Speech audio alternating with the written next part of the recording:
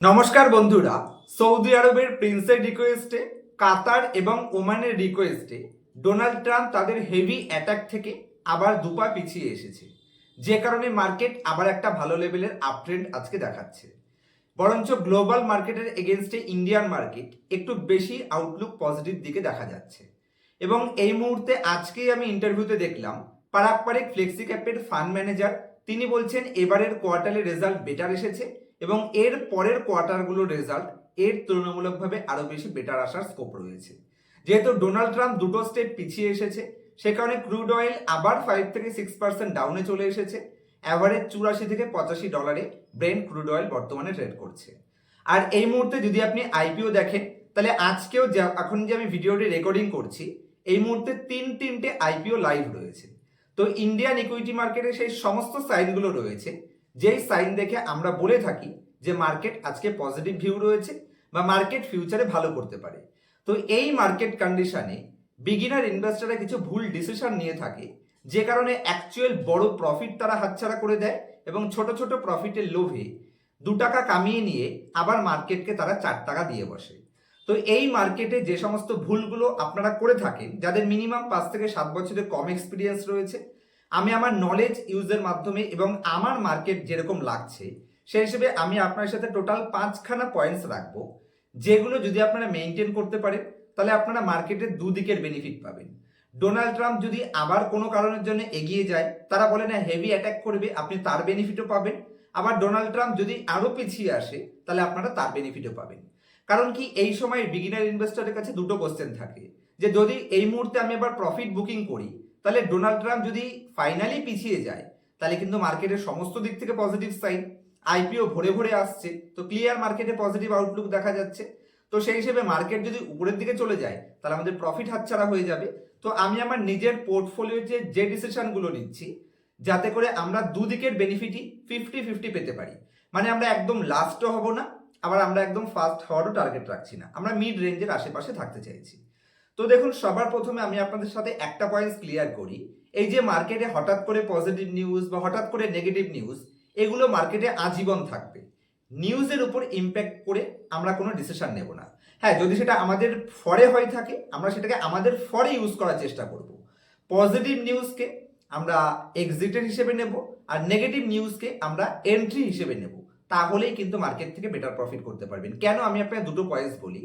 দেখুন, এই যে হঠাৎ করে আজকে মার্কেটের সমস্ত পজিটিভ নিউজ, আবার হঠাৎ করে পরশুদিন মার্কেটের নেগেটিভ নিউজ, সবসময় মাথায় রাখবেন, মার্কেট তার টপের আশেপাশে থাকুক, মার্কেট তার বটমের আশেপাশে থাকুক, অথবা মার্কেট কনসিডারেটেড পিরিয়ডে থাকুক, এই 3 জায়গাতেই মার্কেটের জন্য 10টা পজিটিভ নিউজ অ্যাভেলেবেল থাকে এবং 10টা নেগেটিভ নিউজ অ্যাভেলেবেল থাকে।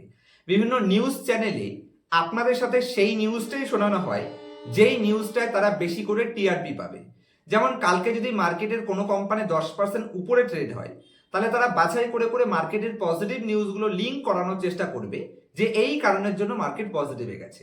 আবার কালকে যদি মার্কেট 2% নেগেটিভে ওপেনিং হয়, তাহলে বাছাই করে করে নেগেটিভগুলোই আপনাদের শোনানো হবে। আমি আমার 9 বছরের লাইফে, এই স্টক মার্কেট ক্যারিয়ারে, আমি কখনো এরকম টাইম খুঁজে পাইনি যখন সমস্ত দিক থেকে মার্কেট পজিটিভ বা সমস্ত দিক থেকে মার্কেট নেগেটিভ। কারণ যে সময় মার্কেট 2024-এ এক্সট্রিমলি পজিটিভ ছিল, সে সময় তো মার্কেটে প্রচুর নেগেটিভ নিউজ ছিল, কিন্তু সেগুলোকে লোকেরা বলে না, হিন্দিতে নজরআন্দাজ করে দিয়েছিল, সেগুলোকে লোকেরা দেখতে চায় না। আবার মার্কেট যখন অতিরিক্ত নেগেটিভ নিউজে থাকে, তখন লো ভ্যালু লোকেরা দেখতে চায় না, কারণ সবাই সবসময় স্রোতের দিকে যাওয়ার চেষ্টা করে, আর স্রোতের এগেনস্টে কিন্তু মার্কেটের বড় প্রফিট বা ওয়েলথ ক্রিয়েশন হয়ে থাকে। তো চলুন, এই মার্কেট কন্ডিশনে আমি যেটা প্লে করছি, আমি আমার পোর্টফোলিওতে অ্যাভারেজ 65 থেকে 75% ক্যাপিটাল ইনভেস্টেড রয়েছি। আর এই মুহূর্তে আমি আপনাদের 5টা ডিসিশন দেওয়ার চেষ্টা করব। সবার প্রথমে বারবার শিফটিং করার চেষ্টা করতে হবে, কারণ মার্কেটে প্রচুর কোয়ালিটি কোম্পানি ডিসকাউন্টে রয়েছে। যদি আপনার পোর্টফোলিওতে এমন কোনো কোম্পানি থাকে যে কোম্পানিগুলো বড় বড় প্রফিটে রয়েছেন, পার্সেন্টেজ আমি বলতে পারছি না, কারণ সেটা সেবি রুলস এবং রেগুলেশনের এগেনস্ট হয়ে যায়। বড় বড় প্রফিট যেগুলোতে রয়েছে, আমি বলবো সেখান থেকে প্রফিট বুকিং করে লোয়ার লেভেলে অনেক কোয়ালিটি কোম্পানি রয়েছে, সেখানে শিফট করে যান। তাতে করে আপনি দুদিকের বেনিফিট পাবেন। দেখুন, আপনি যে কোম্পানিটা বিক্রি করলেন সেটা হয়তো ভালো কোম্পানি, কিন্তু অপরদিকে আরো ভালো কোম্পানি যেগুলো ওভারসোল জোনে রয়েছে, তাতে কি একটা থেকে আপনি বড় প্রফিট নিয়ে বেরিয়ে গেলেন, কোনো কারণে যদি মার্কেট উপরের দিকে চলে যায়, আপনি আরেকটা যেটাতে নিয়েছেন সেখান থেকে ফ্রেশ ইনভেস্টমেন্ট উপরের দিকে যাবে। আবার কোনো কারণে ডোনাল্ড ট্রাম্প যদি আবার এগিয়ে যায় নেগেটিভ দিকে, তাহলে আপনার যে লোয়ার লেভেলে যে কোম্পানিটা নিয়েছেন সেটা তো ওভারসোল্ড জোনে রয়েছে, তো সেটা ডাউনসাইড রিস্ক কম। মানে আপনার সেকেন্ড যে কোম্পানিটা ফার্স্ট পোর্টফোলিও থাকা কোম্পানি সেটা বেঁচে বেরোলেন, তার জন্য আপনার নেগেটিভ ইম্প্যাক্ট পোর্টফোলিওতে হবে না, কারণ ওর থেকেও কোয়ালিটি কোম্পানি বর্তমানে মার্কেটে অ্যাভেলেবেল রয়েছে, যারা ভ্যালুয়েশন হিসেবে লো রয়েছে। পি এক্সপেনশন এবং ইপিএস এক্সপেনশন এবং মার্কেট সাইকেল 3 দিক থেকে ফিট পজিশন, এটা মেনটেন করুন। ক্যাশ হাতে রেখে কাজ করুন। আমি বলবো এই 30 থেকে 35% ক্যাশটা মার্কেট পজিটিভ সেন্টিমেন্টে থাকলে প্রচুর কোয়ালিটি আইপিও আসবে। এইচএনআইতে অ্যাপ্লাই করতে পারেন, যেখান থেকে ভালো লিস্টিং এর স্কোপ থাকে। যদি আপনি বুঝে অ্যাপ্লাই করতে পারেন, লস হওয়ার চান্স খুবই কম থাকে আইপিওতে, তবে বুঝে বুঝে অ্যাপ্লাই করতে হবে, কারণ এখানে হারানোর কিছু নেই। যেটা আপনি পাবেন না সেটা টাকা রিফান্ড হয়ে যাবে, আর যেটা পাবেন ভালো আইপিও সেটা আপনি পজিটিভ পাবেন। আর ভালো আইপিও গুলো কিন্তু আমি ফেসবুকে লাস্ট দিন আপডেট দিয়ে থাকি, যেমন আজকেও দিয়েছি। কি একটা আছে আইপিও এমজি ইলেকট্রোপ্লাস না কি জানি, এরকম একটা নাম আছে, যাই হোক ওই কোম্পানিটা আমি এই ভিডিও দিয়ে দিয়েছি, দেখে নেবেন ফেসবুকে। ও আরেকটা ব্যাপার, আমার নামে কিছু নকল ফেসবুক পেজ ওপেন হচ্ছে, সেখান থেকে সাবধানে থাকবেন। আমার পেজ বা আমার অ্যাকাউন্ট ফেসবুক কখনো আপনাকে ফ্রেন্ড রিকোয়েস্ট পাঠাবে না বা কোনো মেসেজ করবে না কোনো গ্রুপে বিশেষ করে জয়েন করার জন্য।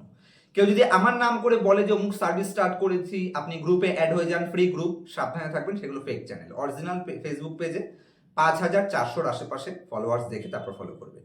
আচ্ছা, নেক্সট হচ্ছে ওভার অ্যালোকেশন। কোনো কোম্পানিতে ভুল করেও করবেন না। ওভার অ্যালোকেশন আপনাকে মাপ দিয়ে দিতে পারে। আপনার ফরে গেলে বড় প্রফিট কামাবেন, আর আপনার এগেনস্টে গেলে বরবাদ করে দিয়ে বেরোবে। অ্যালোকেশন অবশ্যই মেনটেন করবেন। অ্যালোকেশনের উপর একটা ইনডেপথ ভিডিও চাইলে কমেন্ট সেকশনে দিয়ে দেবেন, আমি 2-3 মিনিটের মধ্যেই কালকে একটা ইনডেপথ ভিডিও আপনার সাথে শেয়ার করে দেবো। ক্যাশ হাতে রেখে কাজ করবেন, ওভার অ্যালোকেশন করবেন না। Step by step profit booking করুন, যেটা একটু আগে বললাম। পুরো প্রফিট একবারে বুকিং করবেন না। কোনো কোম্পানি বড় প্রফিট দিয়েছে, সেখান থেকে 1/3 বিক্রি করতে পারেন, বাকিটা আবার 5-7-10% উপরে গেলে আবার কিছুটা বুকিং করতে পারেন। এরকম step by step profit booking করুন, এবং শিফটিং করলে আমার মনে হয় বেটার হতে পারে। নেক্সট বলবো, নো মোমেন্টাম। কোনো মোমেন্টামওয়ালা কোম্পানির সাথে যাওয়া চলবে না।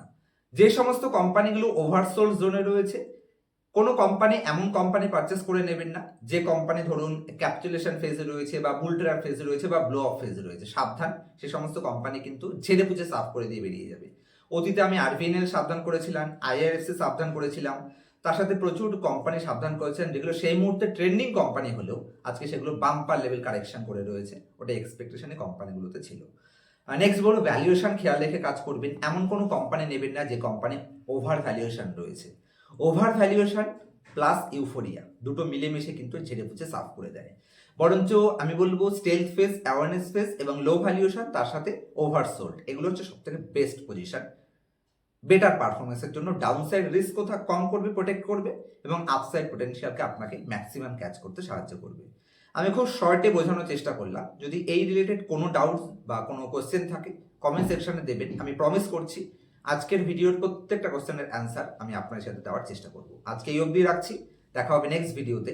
যদি একদম জিরো থেকে এক্সট্রিমলি অ্যাডভান্স অ্যানালাইসিস পার্সোনাল কাছে শিখতে চান, মার্কেট সাইকেল কি করে কাজ করে, স্টকের সাইকেল দেখে কোনো কোম্পানিতে ডাউনসাইড রিস্ক কি করে প্রোটেক্ট করবেন, কোনো কোম্পানি তাদের ভ্যালুয়েশন কি করে চুরি করে দেখাতে পারে, অ্যাকচুয়াল লো ভ্যালুয়েশন কোম্পানি কিনা কি করে বুঝবেন, ইনডেপথ অ্যানালাইসিস কোম্পানির অ্যাক্রুয়াল আর্নিং থেকে শুরু করে কোথা থেকে নিজে কোম্পানি খুঁজে বের করবেন, এই সমস্ত পয়েন্টস আমি পার্সোনাল ক্লাস কভার করে থাকি।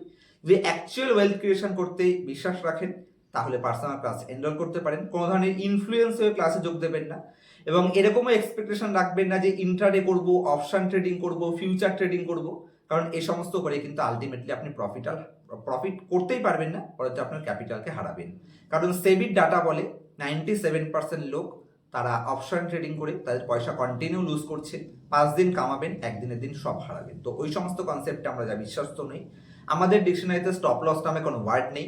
আমরা একটু লম্বা ভিউ রাখি, সেই কোম্পানি থেকে প্রফিট কামাই, অ্যাকচুয়াল ভিউ। দেখা হবে নেক্সট ভিডিওতে। ততক্ষণ পর্যন্ত হ্যাপি ইনভেস্টিং, হ্যাপি ট্রেডিং। আর আমার প্রত্যেকটা স্টুডেন্টের জন্য যেটা বলতে ভুলে গেছিলাম, যে ক্লাসের পরে লাইফ টাইম সাপোর্টের ব্যবস্থা থাকে, এবং লাইভ মার্কেটেও আপনারা স্পেশাল গ্রুপের মাধ্যমে সাপোর্ট পাবেন। দেখা হচ্ছে নেক্সট ভিডিওতে।